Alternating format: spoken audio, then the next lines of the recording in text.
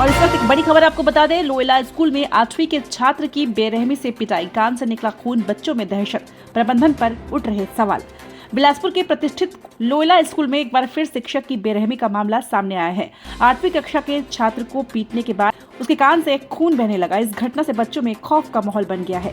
Loyola school के 8वीं कक्षा के सेक्शन बी में इंग्लिश के शिक्षक सचिन सर बच्चों को पढ़ा रहे थे। इस दौरान एक छात्र ने पीछे मुड़कर देखा और कुछ बात की। इस पर शिक्षक ने गुस्से में आकर छात्र की इतनी बेरहमी से पिटाई कर दी कि उसके कान से खून निकलने लगा। घायल छात्र को तुरंत अस्पताल ले जाया गया, जहां प्राथमिक उपचार के बाद उसे घर भेज दिया गया। घटना के समय कक्षा में मौजूद अन्य बच्चे भी इस मंजर से काफी डर गए। पिटाई के बाद कक्षा में अफरा तफरी का माहौल बन गया।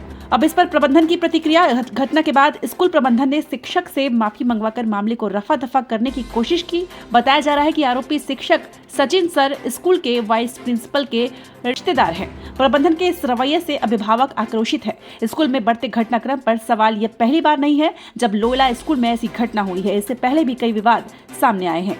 प्रार्थना के दौरान एक छात्र की पिटाई, 8वीं कक्षा के छात्र द्वारा 7वीं के छात्र पर बाथरूम में हमला, छात्रों का स्कूल से भागकर अन्य इलाकों में घूमना, वार्षिकोत्सव के दौरान छात्रों के बीच मारपीट और हंगामा।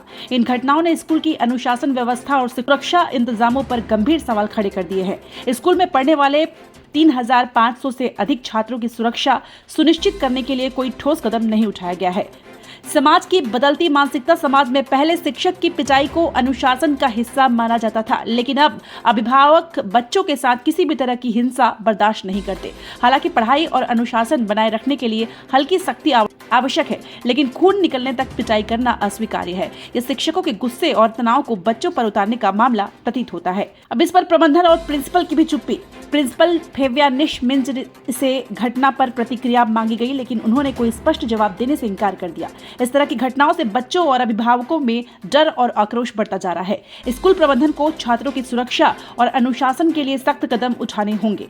क्या वाइस प्रिंसिपल के रिश्तेदार शिक्षक पर कार्रवाई होगी और क्या स्कूल प्रबंधन अपनी जिम्मेदारी को समझेगा, यह देखना बाकी है। शिक्षा के मंदिर माने जाने वाले स्कूल में इस तरह की घटनाएं न केवल स्कूल की साख को धूमिल करती है, बल्कि छात्रों के मानसिक और शारीरिक स्वास्थ्य पर भी गंभीर असर डालती है। लोयला स्कूल जैसे प्रतिष्ठित संस्थान को इस मामले में कठोर कदम उठाने की जरूरत है। देखिए, बाहर की बात, जैसे आप कहें बाहर की बात, जैसे दो बातों में स्कूल की बात छिटपुट थोड़ा सा तो मैं हो जाता है। इसको ये नहीं कह रहा हूँ कि बहुत गंदा मारा गया है सर, कान से खून निकल रहा है। नहीं, इसके बात को कह रहे, देखिए नहीं देखिए, इसके बात को मत लगिए, इधर उधर से लॉजिक मत लगाइए। इसके बात को लौट के आ रहे हैं तो मैं बोला कि हमने हिदायत दिया सिस्टर टीचर को। हमने तो कहा है कि आजकल कॉर्पोरल पनिशमेंट स्ट्रिक्टली मना है। वही हमारा मैं कह रहा हूँ, देखिए सुनिए, नहीं गलती, वो तो गलती है। मैंने कहा भी उनको, अभिभावक को, मैं तो रिस्ट्रिकेट कर दूंगा। मैंने कहा अभिभावकों को हम तो रिस्ट्रिकेट कर देंगे, अब लिखित टीचर को। तो उसने कहा कि भाई गलती उसने स्वीकार किया, माफ़ मांगा कि जो भी होगा हमने गलती किया है। तो माँ बाप के कहने पर उस होगी, फिर भी हमने उनको कहा कि नोटिफाई कर दिया उसको, है ना, ठीक है। ये दो शहर में क्या स्थिति है, लेकिन उसको तुलना नहीं करेंगे हम। डिसिप्लिन तो डिसिप्लिन होता है, अनुशासन तो अनुशासन होता है। छिटपुट बातें ऐसी हो जाती हैं, फिर भी हम प्रयास कर रहे हैं।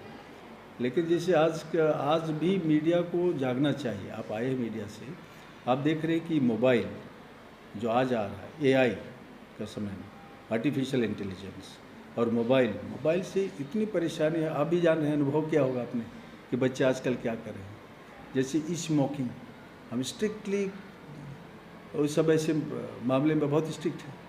और आज भी फीडबैक है, पेरेंट्स अब आते हैं, हम अपना नहीं बोले, अभिभावक बोले कि अनुशासन इतने के बाद भी अच्छा है।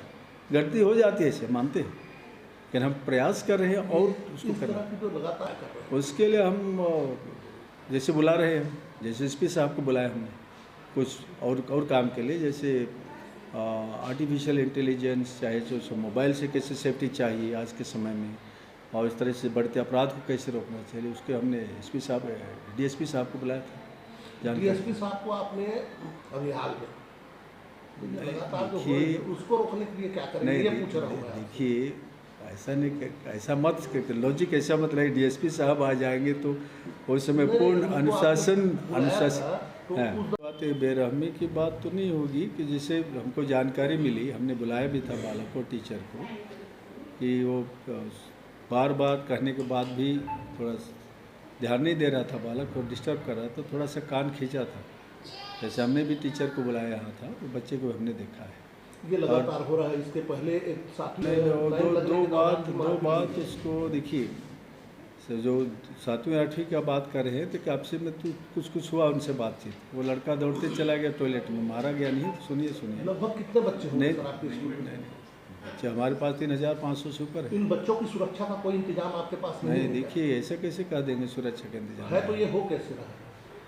अब देखिए इतनी भारी संख्या में आप भी देख रहे हैं मार्केट में किस तरह से, अब इतनी सुरक्षा है तब तो सुरक्षित है। छिटपुट होते रहता है, जैसे कि बच्चे अचानक दौड़ के चले जाएंगे बाथरूम में, जिसकी बात आप कर रहे हैं।